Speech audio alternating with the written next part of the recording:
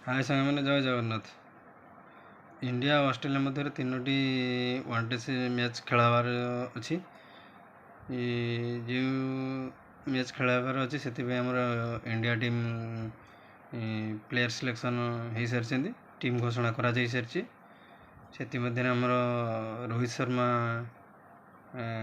उनको कैप्टन बाद दि जाइए। शुभमन गिल करेंगे कैप्टन, श्रेयस अय्यर करेंगे वाइस कैप्टन।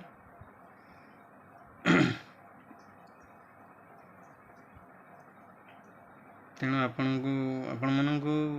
टीमटा केमती लगुच देखिए कहे। रोहित शर्मा को कैप्टन हटईदेवा केते दूर भल है कि नहीं सेटा भी कमेंट माध्यम आपण मैंने जनइबे।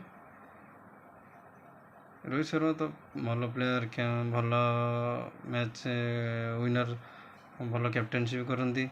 टीम हटई दि जाए, शुभमन गिल को कैप्टेन करा जाइए। रोहित शर्मा टीम रे अच्छे किंतु कैप्टेन करेंगे जेहेतु आम फैंस, रोहित शर्मा फैंस, से आमको टी दुख लगुच। देखा जाऊ यहाँ जेहेतु आम बीसीसीआई निष्पत्ति, बीसीसीआई निष्पत्ति जहाँ कर ठीक करते।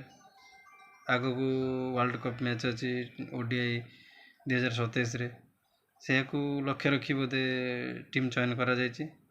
देखा जाऊ कौन हो।